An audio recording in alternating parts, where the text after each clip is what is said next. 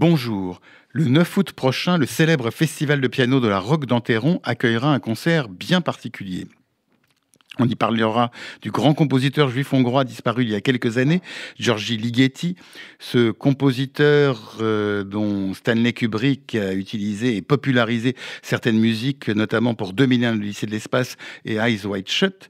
On y parlera piano avec l'excellent Florent Boffard, mais on y parlera de manière plus inattendue de la musique des Pygmées, qui à l'aube des années 80 a donné une nouvelle énergie à la musique de György Ligeti, lequel en pleine dépression s'est régénéré en quelque sorte dans les polyphonies et polyrythmies pygmées.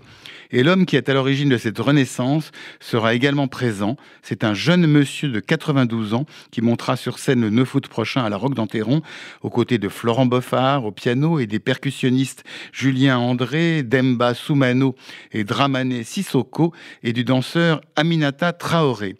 Simcha Arom expliquera la complexité des polyphonies et polyrythmées pygmées et les musiciens les illustreront par des exemples tout en les liant aux musiques savantes occidentales. Mais qui est donc Simcha Arom ?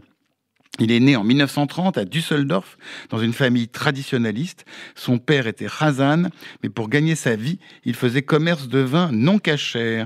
Et comme il ne pouvait goûter lui-même les vins qu'il commercialisait, il les faisait goûter à ses deux jeunes fils qui n'y connaissaient strictement rien. Contrainte de partir après la nuit de cristal, la famille à Rome gagnera la Belgique, puis la France. C'est de France que les parents du petit Simcha seront déportés à Auschwitz sans retour. Quant à Simcha Arom, caché durant la guerre, il fera son alia en 1944 dans ce qui s'appelait encore Palestine. Et dans un village d'orphelins, il entendra pour la première fois de sa vie un violoniste et en sera fasciné. Il apprend le violon, mais blessé pendant la guerre d'indépendance, il perd l'agilité de sa main droite. Il apprend alors le seul instrument qu'on peut jouer de la main gauche et pour lequel la main droite a un usage subalterne, à savoir le cor.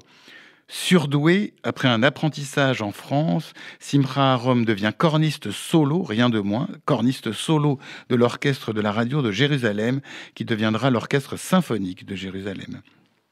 Il aurait pu y rester jusqu'à une retraite bien méritée, si ce n'est que le destin frappe une fois encore à sa porte.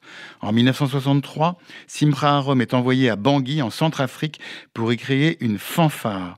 Cette fanfare ne sera jamais créée, mais le musicien se prend de passion pour la musique des Pygmées et de manière totalement autodidacte, il deviendra un des grands ethnomusicologues de l'après-guerre.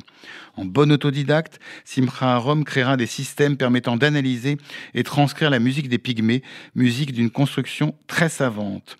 Il les utilisera entre autres pour analyser et préserver la musique des Juifs d'Éthiopie émigrés en Israël à partir des années 90. À 92 ans, Simcha Arom n'a rien perdu de son acuité intellectuelle et de son humour, toute chose que le public du Festival de la Roque d'Enterron pourra goûter le 9 août prochain. Quant à moi, j'aurai le plaisir de vous retrouver dimanche prochain pour une nouvelle interview. Bonne journée sur RCJ.